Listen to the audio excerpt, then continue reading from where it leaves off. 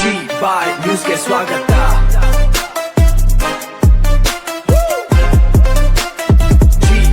ನಮಸ್ಕಾರ. G-Boy news TV ವಿಶೇಷ ಸುದ್ದಿ ಪ್ರಸಾರಕ್ಕೆ ತಮಗೆಲ್ಲರಿಗೂ ಆತ್ಮೀಯ ಸ್ವಾಗತ.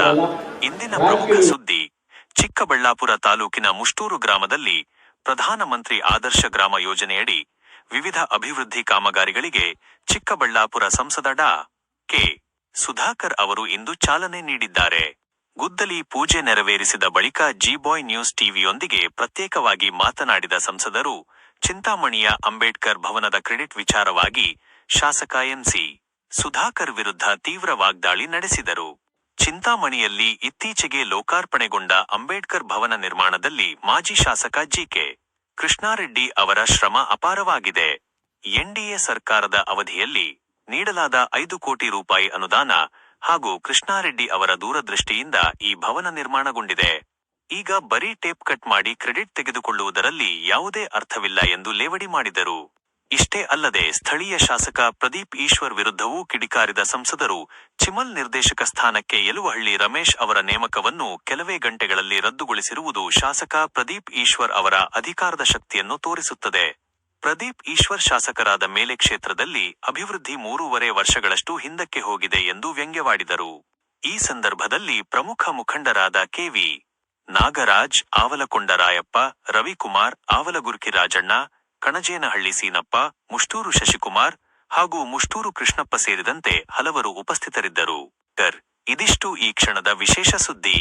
ನಿರಂತರ ಸುದ್ದಿಗಳಿಗಾಗಿ ಮತ್ತು ಕ್ಷಣ ಕ್ಷಣದ ತಾಜಾ ನವೀಕರಣಗಳಿಗಾಗಿ ನೋಡ್ತಾ ಇರಿ G-Boy ನ್ಯೂಸ್ ಟಿವಿ.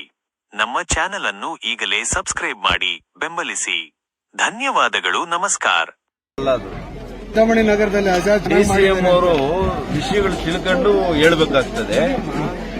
ಸುಮ್ಮನೆ ಎಲ್ಲದಕ್ಕೂ ಅವರೇ ಉದ್ಘಾಟನೆ ಮಾಡಿದವರೇ ಕ್ರೆಡಿಟ್ ತಗೊಂಡ್ಬಿಟ್ರೆ ಮತ್ತೆ ಅದನ್ನ ಸಂಕಲ್ಪ ಮಾಡಿದವರು ಯಾರು? ಹಣ ಪ್ರಾರಂಭ ಇಲ್ಲಿ ಮಾಡಬೇಕು, ಅಂಬೇಡ್ಕರ್ ಇವತ್ತು ಭವನ ಅಂತ ಸಂಕಲ್ಪ ಮಾಡಿ ಅದಕ್ಕೆ ಬೇಕಾದಂತ ಜಾಗ ಕೊಟ್ಟು ಪ್ರಾರಂಭ ಮಾಡಿದಂತವರನ್ನ ಮರ್ತು ಬಿಟ್ರೆ ಕರೆಕ್ಟ್. 100ಕ್ಕೆ 100 ಯಾವಾಗಲೂ ಕೂಡ ಡಾಕ್ಟರ್ ಎಂ.ಸಿ. ಸುಧಾಕರ್ ಅವರು ಡಾಕ್ಟರ್ ಅಂಬೇಡ್ಕರ್ ತತ್ವಕ್ಕೆ ವಿರುದ್ಧ, ಡಾಕ್ಟರ್ ಅಂಬೇಡ್ಕರ್ ಅವರ ಅನುಯಾಯಿಗಳಿಗೆ ವಿರುದ್ಧ, ದಲಿತರ ವಿರೋಧಿ ಯಾರಾದರೂ ಇದ್ರೆ ಈ ಜಿಲ್ಲೆಯಲ್ಲಿ ಡಾಕ್ಟರ್ ಎಂ.ಸಿ. ಸುಧಾಕರ್. ಪಾಪ ಯಲುವಳ್ಳಿ ರಮೇಶ್ ಅವರ ಆರ್ಡರ್ನ ಅದನ್ನ ಗಟ್ಟಿ ಮಾಡಿಸ್ಕೊಂಡು ಬರಕ್ಕೆ, ಆಮೇಲೆ ಶಾಸಕನಾಗಿ ಚಿಕ್ಕಬಳ್ಳಾಪುರಕ್ಕೆ ಬರಕ್ಕೆ, ಅದುವರೆಗೂ ನೈತಿಕತೆ ಅನ್ನೋದು ಇದ್ರೆ ಅದಿಲ್ಲ, ಮನುಷ್ಯನಲ್ಲಿ ಇಲ್ಲ, ನನಗೆ ಗೊತ್ತಿದೆ. ಅದು ನೈತಿಕತೆನೂ ಇಲ್ಲ, ಸೆಲ್ಫ್ ರೆಸ್ಪೆಕ್ಟೂ ಇಲ್ಲ. ಮನುಷ್ಯನಿಗೆ ಆತ್ಮಗೌರವ ಮುಖ್ಯ ಅಲ್ವಾ? ಅದ್ಯಾವೂ ಇಲ್ದಿರ ಇರುವಂತವ್ರು ಆಗಿದ್ದಾರೆ. ಏನ್ ಮಾಡ್ತಾರೆ? ನಾವು ಕೇವಲ 3 ವರ್ಷ ಅಧಿಕಾರದಲ್ಲಿದ್ವಿ.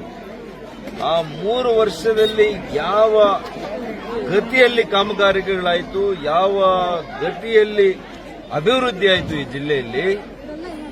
ಆದರೆ ಮತ್ತೆ ಕಾಂಗ್ರೆಸ್ ಆಳ್ವಿಕೆ ಬಂದ ಮೇಲೆ ಸಂಪೂರ್ಣ ಸ್ಥಗಿತ ಆಗಿ ಅಭಿವೃದ್ಧಿ ವಂಚಿತ ಜಿಲ್ಲೆ ಆಗಿದೆ.